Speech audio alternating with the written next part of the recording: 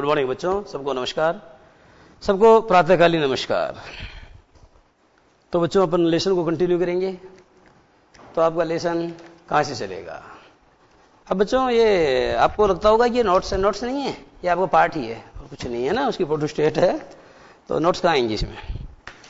अब मैं जो है आपको बच्चों जहां तक मैंने चैप्टर पढ़ा दिया था वो तो आपको पता है कहां तक पढ़ा दिया था आपका बच्चों। इसमें 2 पैरा हमने पूरे कर दिए थे and today we are going to start the 3rd para of the lesson at page number 47। Clear?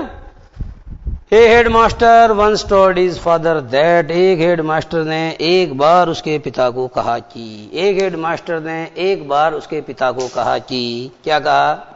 एक हेड मास्टर ने एक बार उसके पिता को कहा कि। अब बच्चों आपको समझाना क्या, हमको ध्यान देना। अगर किसी वाक्य में आ जाए वंस, ध्यान देना, ट्वाइस या 3 बार है तो थ्राइस और 4 बार है तो फोराइस नहीं होगा, 4 टाइम्स होगा। बच्चे क्या करते हैं? बच्चे वही करते हैं क्या? और बच्चों टाइम और टाइम्स का फर्क भी समझ लो। टाइम यानी होता है समय, ठीक है, और टाइम्स यानी क्या होता है जरा बताना। जैसे बच्चों मॉडर्न टाइम्स, क्या बोला? मॉडर्न टाइम नहीं होता, मॉडर्न टाइम्स होता है, ठीक है। जैसे हम कहते हैं Milton was one of the greatest poets of his times, यानी मिल्टन क्या था? अपने समय के महानतम कवियों में से एक था। तो बच्चों टाइम बोलोगे या टाइम्स बोलोगे? एंशियंट टाइम होगा या टाइम्स होगा? तो एंशियंट टाइम नहीं होगा बच्चों, टाइम्स होगा। मॉडर्न टाइम नहीं होगा, टाइम्स होगा। तो टाइम्स का मतलब क्या होता है? ध्यान दो बच्चों, इस टाइम्स का मतलब होता है जमाना। जमाना खराब है। क्या जमाना? जमाना खराब है। और यह बच्चों समय, इसे अन्यथा आप और क्या बोल सकते हैं? वक्त। क्या बोल सकते हैं? इसे बच्चों अन्यथा आप वक्त बोल सकते हैं। तो टाइम और टाइम्स का फर्क आपको समझ में आना चाहिए। अब बच्चों समझाना क्या है? वंस आ जाए, ट्वाइस आ जाए, थ्राइस आ जाए, 4 टाइम्स आ जाए, तो बच्चों इनको क्या बोलोगे आप? ये एडवर्बियल्स हैं। These are the adverbs, these are the adverbs of frequency. इन सब के लिए अंग्रेजी में कौन सा शब्द है बच्चों? Adverbs of frequency. फ्रीक्वेंसी तो आपकी जो मैथ्स वाले सर आपके अच्छे से समझाते होंगे, है ना? नहीं समझाते तो हम समझाते हैं। फ्रीक्वेंसी बार बार होता है, जिसको आप हिंदी में आवर्ती या बारंबारता कहते हैं। एक काम अगर एक बार होता है तो वंस होता है, एक 2 बार होता है तो ट्वाइस होता है, 3 बार होता है तो थ्राइस होता है। तो इसका मतलब बच्चों क्या हुआ? जैसे मैंने आपको कहा कि वह हफ्ते में सिर्फ 1 बार आती है, तो इंग्लिश में कैसे? नौकरी बार है उसकी, तो अपने घर पर तो हफ्ते में 1 ही बार आती है। तो हम कहते हैं शी कम्स हियर या she comes home twice a week. 2 बार आती है तो ट्वाइस आएगा, और वंस ए वीक तो 1 बार आएगा। इस कौन सा टेंस हुआ? Present simple. तो ये सारे बच्चों जो है ये प्रेजेंट सिंपल में प्रयोग होते हैं। किस में होते हैं? Present simple. क्लियर? लेकिन बच्चों ये पास्ट सिंपल में भी चले जाते हैं। कब? जब आप किसी पास्ट इंसिडेंट को नरेट कर रहे हो। यदि आप किसी पास्ट इंसिडेंट, माने यदि आप किसी भूतकालीन घटना का जिक्र कर रहे हैं, तो प्रेजेंट सिंपल में यूज होने वाली जो एडवर्बियल्स है they can also be used in past simple. उनका प्रयोग पास्ट सिंपल में भी किया जा सकता है। हेडमास्टर माने एक मुख्य अध्यापक ने बाहर से लाना पड़ेगा। ने होता ही नहीं अपने, क्यों लाना पड़ेगा? क्योंकि बच्चों जब भी कोई वाक्य पास्ट में होता है जिसमें वर्ब की सेकंड फॉर्म आती है, तो उसमें क्या बच्चों सब्जेक्ट के बाद आपको ने लाना चाहिए। जैसे राम किल्ड रावण, तो राम रावण मारा, ऐसे नहीं, राम ने रावण को मारा। ये ने और के आपको बाहर से लाना पड़ा है। जब भी वाक्य में वर्ब की सेकंड फॉर्म हो, या बच्चों वाक्य में हे जेव के साथ वर्ब की 3rd फॉर्म हो, तो आपको ने का प्रयोग करना चाहिए। जैसे I have completed my homework, मैं अपना गृह कार्य कर लिया है, नहीं, मैंने अपना गृह कार्य कर लिया है। यानी जब कोई काम हो चुका होता है, हो जाता है, चाहे पास्ट में हो चाहे प्रेजेंट में हो। व्हेन एक्शन इज कंप्लीट, जब एक्शन कंप्लीट होता है तो आपको क्या करना पड़ता है? ऐसे वाक्यों का हिंदी अनुवाद करते समय कर्ता के साथ में आपको ने विभक्ति लानी पड़ती है, बाहर से लानी पड़ती है। ठीक है बच्चों? तो headmaster once told his father that, एक हेडमास्टर ने एक बार उसके पिताजी को बताया। क्या बताया? आपका बेटा 1 नंबर का क्या है? अगर बच्चों अपने गांव की भाषा में अपन समझें तो आपका बच्चा 1 नंबर का कर्म ठोक है। कर्म ठोक का मतलब वह बच्चा है जो जीवन में कभी भी किसी भी क्षेत्र में कामयाब नहीं होना है। आप उसको कुछ भी धंधा खुलवा दो, वो जीवन के किसी भी स्फेयर या किसी भी क्षेत्र के अंदर अपने हाथों को आजमा क्यों न ले, but he is not going to be successful any sphere of life. परंतु वह जिंदगानी के किसी भी क्षेत्र में कामयाब होने वाला नहीं है। बहुत बुरी बात है बच्चों। आप ये कहोगे सर आपने जो शब्द बोला वो भी तो अच्छा नहीं बोला। बिल्कुल बच्चों, मैं इस बात को स्वीकार करता हूं कि मैंने अच्छा नहीं बोला, लेकिन मेरा अच्छे नहीं बोलने के पीछे भी एक वजह थी। वो वजह आपको समझा देता हूं, वो वजह क्या है। बच्चों होता क्या है कि हमारी जो मॉडर्न एजुकेशन है जो टोटली किसके ऊपर डिपेंडेंट है बच्चों, ये टोटली जो है एजुकेशन साइकोलॉजी के ऊपर डिपेंडेंट है। ये इस बात का वर्जन करती है, ये बच्चों जो आज का मनोविज्ञान है ये इस बात का क्या करता है जरा बताना, ये इस बात का वर्जन करता है। वर्जन बच्चों मोबाइल का पहला वर्जन दूसरा वर्जन नहीं है ये इस बात का बच्चों क्या करती है, प्रोहिबिशन करती है। क्या करती है जरा बताना, प्रोहिबिशन। किस बात का, you must not use such words, आपको ऐसे शब्दों का प्रयोग नहीं करना चाहिए। एड्रेसिंग द चिल्ड्रन माने बच्चे या बच्चों या लर्नर्स या जो बच्चों अधिगम करता है उनको संबोधित करते हुए आपको ऐसे शब्दों का प्रयोग हरगिज नहीं करना चाहिए। दैट कैन, जो क्या कर सकते हैं बच्चों, that can create them inferiority complex in them, अर्थात जो उनके मन में क्या कर सकता है, इन्फेरियोरिटी कॉम्प्लेक्स को उत्पन्न कर सकता है। आप किसी बच्चे को कहते हो ये तो गधा है, क्या बोलते हो, अब जो गधा है तो गधा तो आप जानते हो, शब्द शक्तियां पढ़ते हो, शब्द शक्तियों में क्या होता है कि गधा कोई होता थोड़ी, इसकी जानवर तो पूंछ थोड़ी होती है, चार पांव थोड़ी होते हैं, पर गधा का मतलब मूर्ख के अर्थ में आप इसका प्रयोग। आप कहते हो साहब ये तो करम ठोक है, तो बच्चों ये ऐसे शब्द जो है ना ये बच्चे के क्या करते हैं, मनोबल को तोड़ते हैं। किसको तोड़ते हैं बच्चों, मनोबल बहुत मायने रखता है। कहते हैं इसीलिए कन्हैयालाल मिश्र प्रभाकर ने अपने एक निबंध में लिखा है क्या कि क्रिकेट के अंदर सिर्फ मैच जीतने वालों का ही योगदान नहीं होता बल्कि उनका भी मौन योगदान होता है जो आजू बाजू बैठ के तालियां बजाते हैं। तालियां बजाने से आप किसी का मनोबल बढ़ाते हैं। आप जानते हो बच्चों अगर मनोबल ही नहीं है तो आप जीवन में कुछ कर नहीं सकते हैं, लेकिन अगर मनोबल है तो आप सब कुछ कर सकते हैं। क्योंकि बच्चों आप महाभारत के युद्ध के बारे में जब पढ़ते हैं तो आप जानते हो कर्ण का एक सारथी था जिसका नाम क्या था, कर्ण का एक सारथी था और सारथी क्या स्वार्थी था, उसका नाम था मामा शल्य। उसका काम था कर्ण का मनोबल तोड़ना। तो एक ऐसे शूरमा का मनोबल तोड़ करके आपने उससे कमजोर उससे कम ताकत वाले योद्धा से उसको परास्त करवा दिया। ये बात बच्चों बड़ी मायने रखती है मनोबल की। तो अपने को बच्चों के लिए इस तरीके के शब्दों का प्रयोग नहीं करना चाहिए। लेकिन ये मास्टर उस टाइम का था तो इसने बोल दिया क्या, head master once told his father that, अर्थात एक मुख्य अध्यापक ने एक बार उसके पिताजी से कहा क्या, what Einstein chose as a profession. What का मतलब बच्चों यहां क्या नहीं है, अगर क्या होता तो वाक्य के अंत में प्रश्नवाचक चिन्ह आता जो नहीं आ रहा है। व्हाट यानी बच्चों जो भी, क्या बोला हमने, व्हाट आइंस्टाइन चोज माने चाहे आइंस्टाइन कुछ भी चुन ले, एज इज प्रोफेशन का मतलब होता है अपने व्यवसाय के रूप में।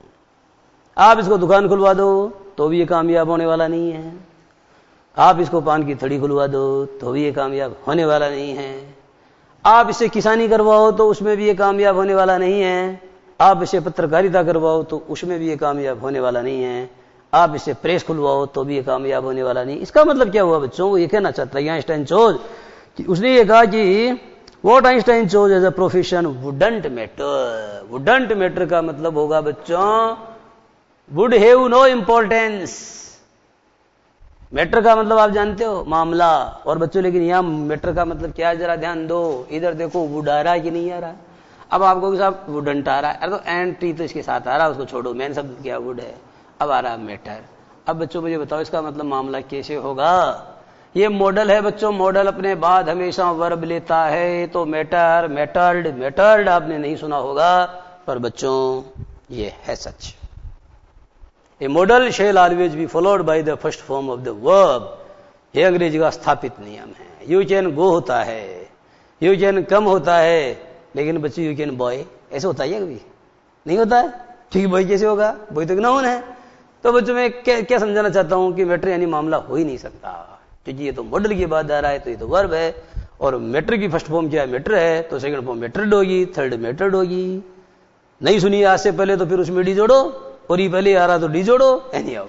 तो बच्चों मैंने आपको बताया कि what Einstein chose as his profession और ऑक्यूपेशन इट वुडंट मैटर। इसका मतलब बच्चों इसे कोई फर्क पड़ने वाला नहीं, it would not make any difference, इसे कोई फर्क पड़ने वाला नहीं है कि आपका ये नौनिहाल, आपका ये लाडला बच्चा जीवन में चाहे किसी भी व्यवसाय को चुन ले, because he will never make a success at anything, क्योंकि बच्चों ये किसी भी क्षेत्र में कामयाब होने वाला नहीं है। मैंने इसको बच्चों यूं कहा था प्रकारांतर से, he is not going to be successful in any sphere of life, in any sphere of life और इन एनीथिंग, दोनों में बच्चों फर्क समझो।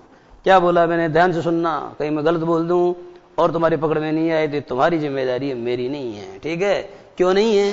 क्योंकि आप जानते हो बच्चों मेरा दृष्टिकोण ऐसा ही होता है, मैं तो गलत ही पढ़ाता हूं, और फिर क्यों पढ़ाता हूं, इस उम्मीद के साथ कि जो मेरे बच्चे हैं ये क्या करेंगे, शुद्धिकरण करेंगे। शुद्धिकरण तो पढ़ाना मेरा मुख्य उद्देश्य होता है।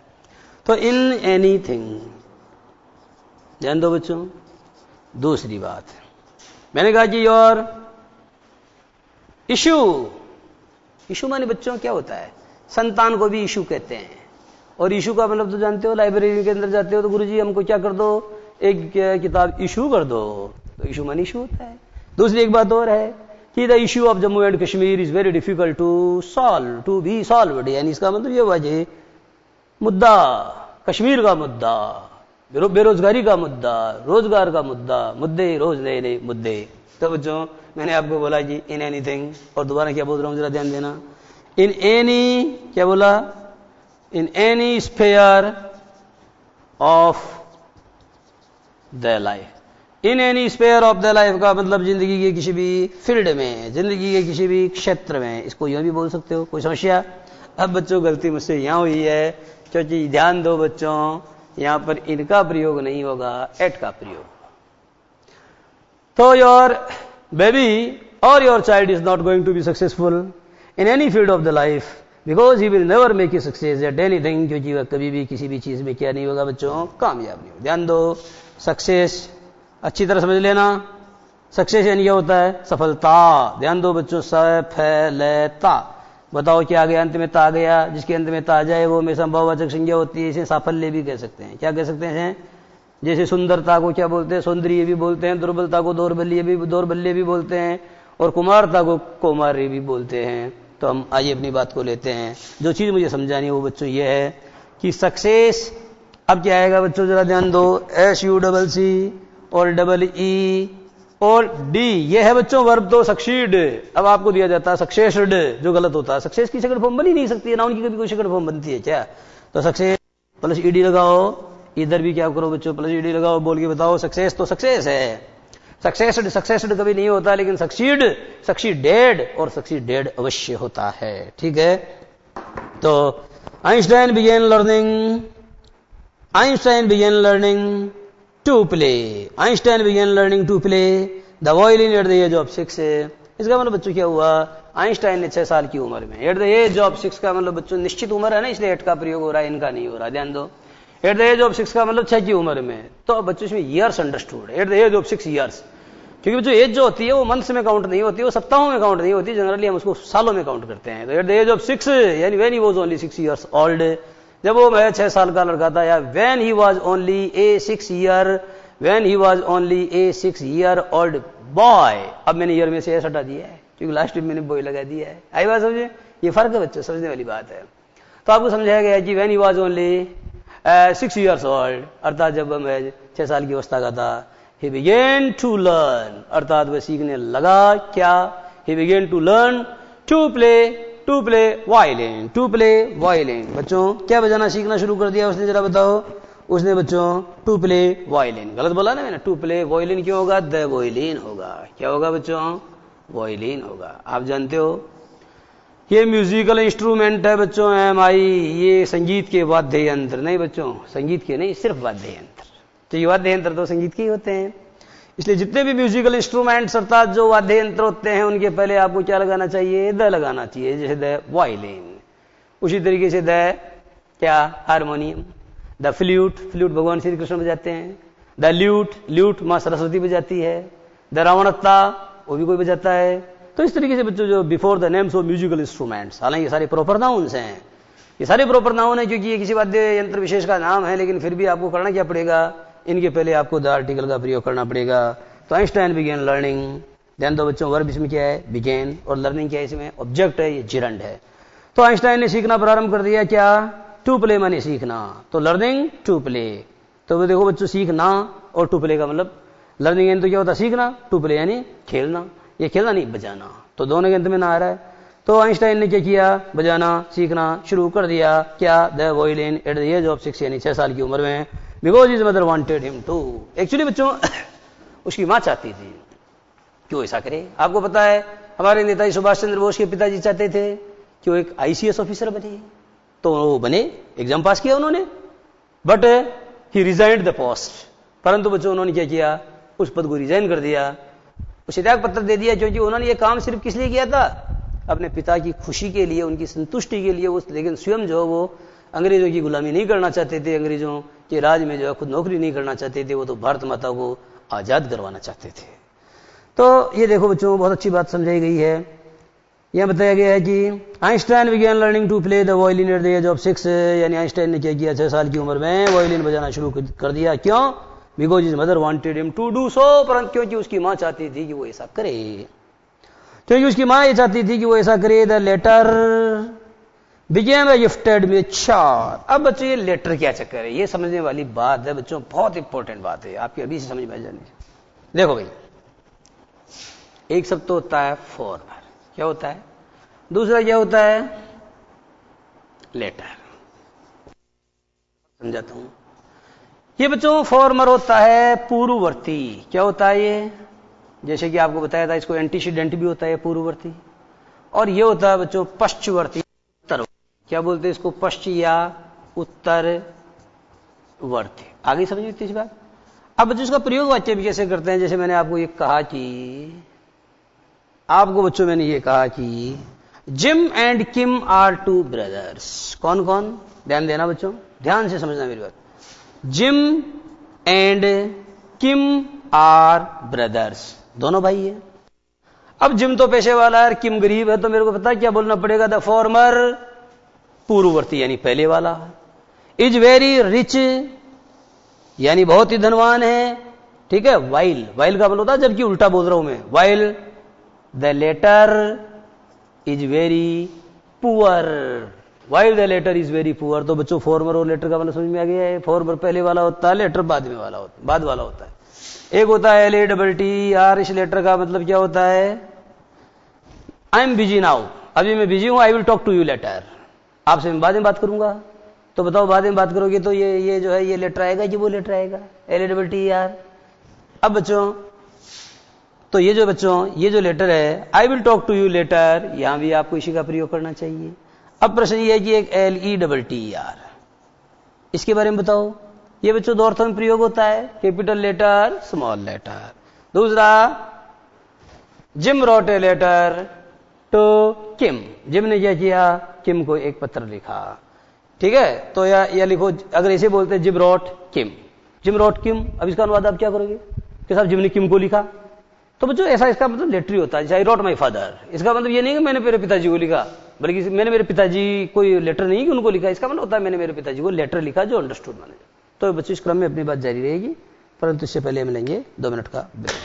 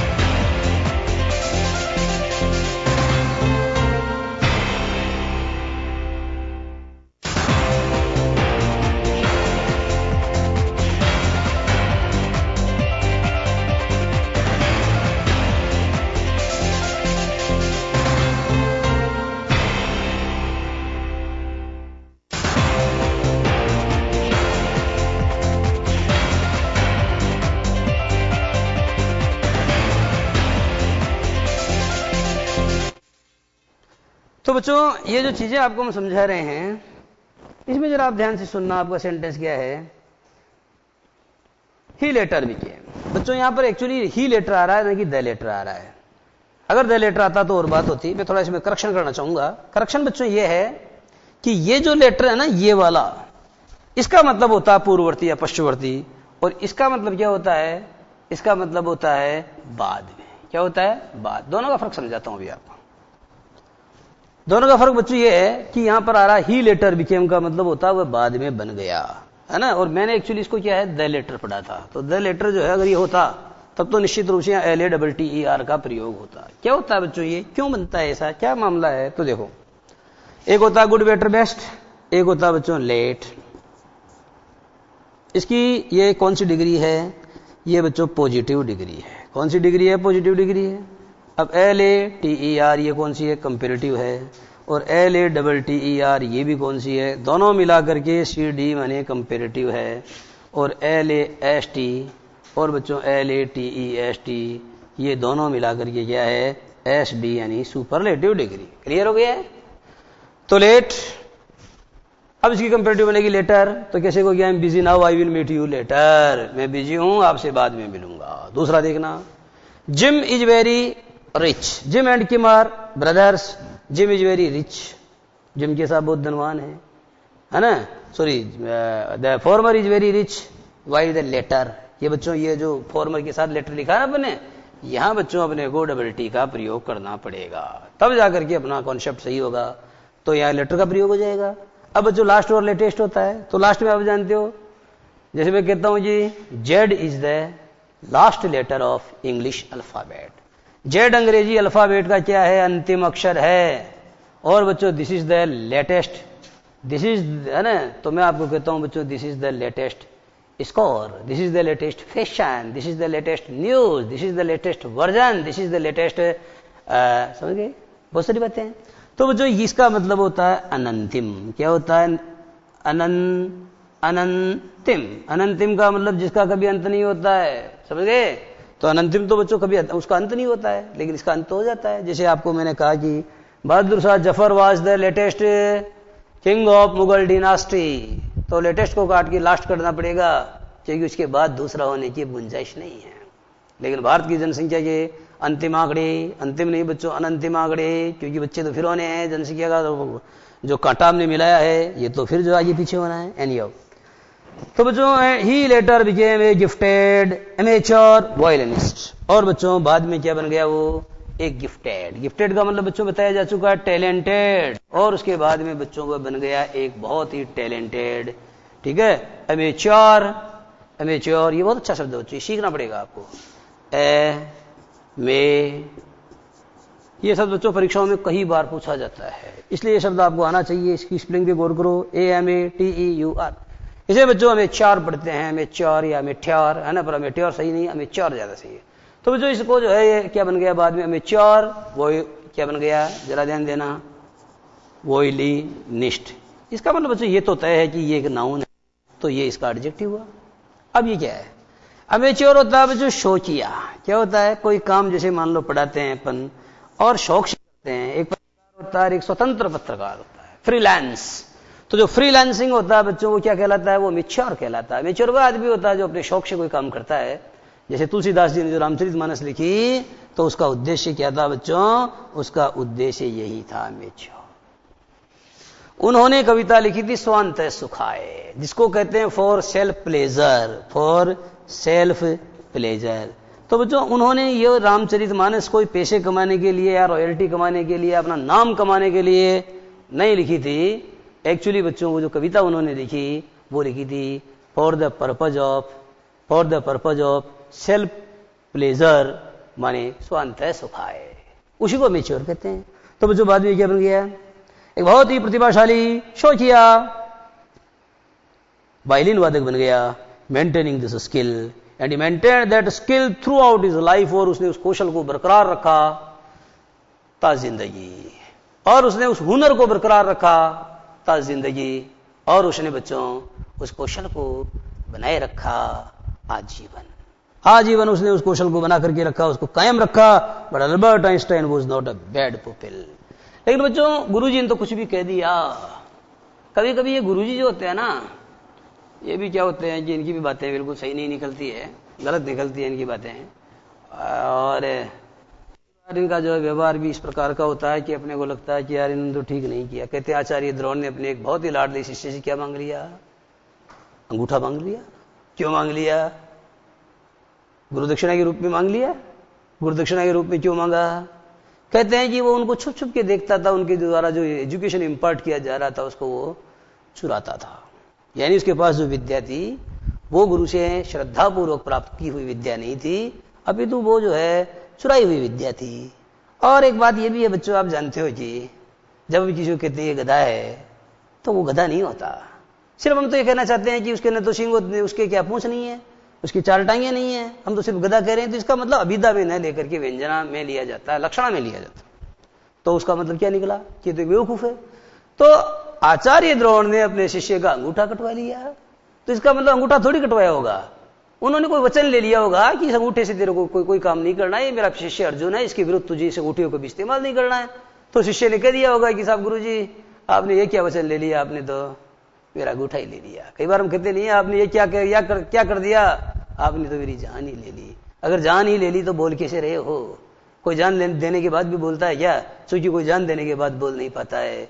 इसलिए अंगूठा कटने के बाद तो फिर वो आदमी किसी काम का नहीं रहता। नाक कट गई तो शूर्पणखा की नाक काट दी, महाभारत में पढ़ते हो तो बच्चों नाक तो नहीं काटी होगी, एक्चुअली वो बदतमीजी कर रही थी, तो लक्ष्मण ने उसके साथ में सवाई बदतमीजी कर दी।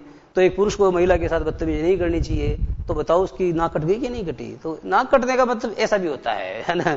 तो हम क्या करते हैं कि अपनी समझ के आधार पर जो कभी अर्थ निकालते हैं, और निकालते हैं तो हम गलत अर्थ निकालते हैं। उन्होंने पता नहीं, उन्होंने तो सद्भावनापूर्वक लिखा होगा और हम उसमें दुर्भावनाएं उछेड़ते हैं अपनी। तो अपनी तो आदत ऐसी रही है।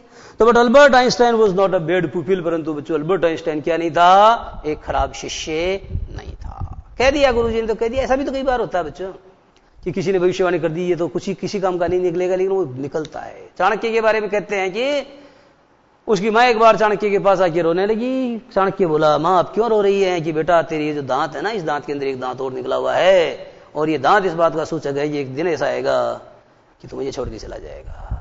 चाणक्य ने कहते हैं पत्थर उठाए, ठक दांत तोड़ करके माँ को पकड़ा दिया, ये ले माँ तेरा भ्रम दूर।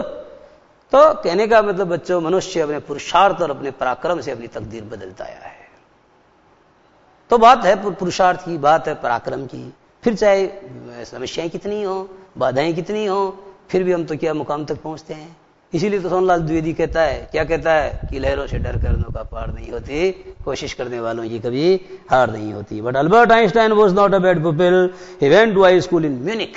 ध्यान दो बच्चों, ये म्यूनिख और ज्यूनिख दो चीजें हैं। ज्यूरिख देखो MUNICH, बच्चे पढ़ते हैं म्यूनिच। ध्यान दो बच्चों, म्यूनिच नहीं पढ़ना है, क्या पढ़ना है?